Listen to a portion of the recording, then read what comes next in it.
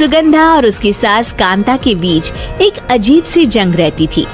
ये जंग थी किचन में कौन ज्यादा अच्छा काम करेगा और घर के सदस्यों के दिल जीतेगा। और उनकी इस जंग में हमेशा कुर्बान होते थे उनके दोनों पति। कैसे? आइए देखते हैं इस किचन पॉलिटिक्स की कहानी में। एक दिन किचन में, माँ जी आज मैं बना रही हूँ मेथी की सब्जी।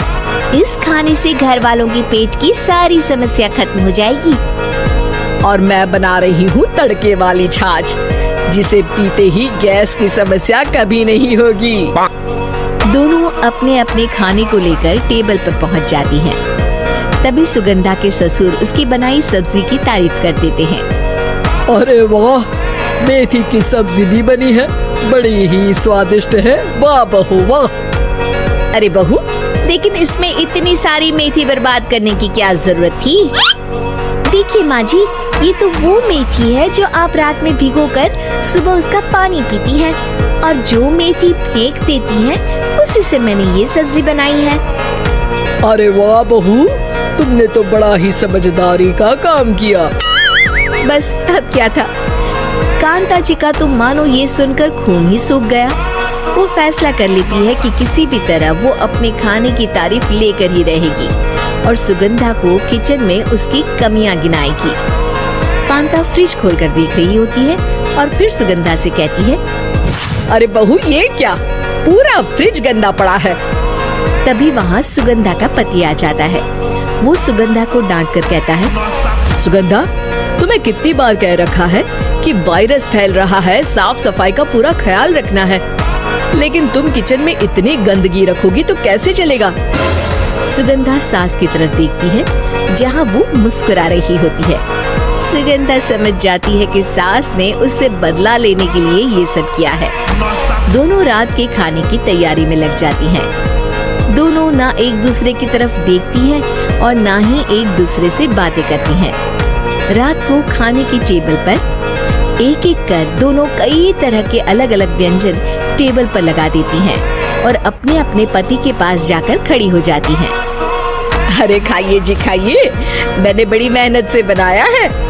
प्लेट में वो खाना डालती है। सुगंधा भी दोनों की प्लेट में खाना डालते हुए कहती है, बड़ी ही मेहनत लगी है इस खाने को बनाने में। हाँ, दोनों को ना चाहते हुए भी सारा खाना खाना पड़ता है। कहीं दही तो कहीं मलाई तो कहीं मसाला, और इन सब के बाद दोनों बड़ी ही मुश्किल से अपने कमरे में सोने जाते हैं। लेकिन अगली सुबह सुगंधा का पति चिल्ला रहा होता है, हाय रे, हाय मेरा तो पेट खराब हो गया, हाय माँ बहुत दर्द हो रहा है। तो वहीं कांता के कमरे से भी कुछ ऐसी ही आवाज आने लगती है। हे भगवान, इस सास बहू की लड़ाई हमारी जान लेकर रहेगी। जाओ कोई डॉक्टर को बुला कर लाओ। डॉक्टर आते हैं। दोनों को देखकर कांता और सुगंधा से कहते हैं, देखिए आप दोनों इन्हें खाने में हल्का ही दीजिएगा। हो सके तो रात का खाना जल्दी खाया करें और वॉक किया करें। इतना कहकर डॉक्टर वहाँ से चले जाते हैं। जिसके बाद एक बार फिर से दोनों बहुएं किचन में जाती हैं और खाना बनाने में लग जाती हैं। रात में खाने के टेबल पर दोनों एक बार फिर से खाना लगाने लगती है। पापा जी, मैंने ये पतली मूंग की दाल की खिचड़ी के साथ ये पापड़ और पुदीने की चटनी भी बनाई है। अरे बहू, अभी अभी बेचारे पेट की बीमारी से गुजरे हैं, इतना भारी खाना तो डॉक्टर ने भी मना किया है ना। देखिए मैंने आप दोनों के लिए सूप बनाया है। और दोनों उन लोगों की प्लेट में खाना डालने लगती हैं।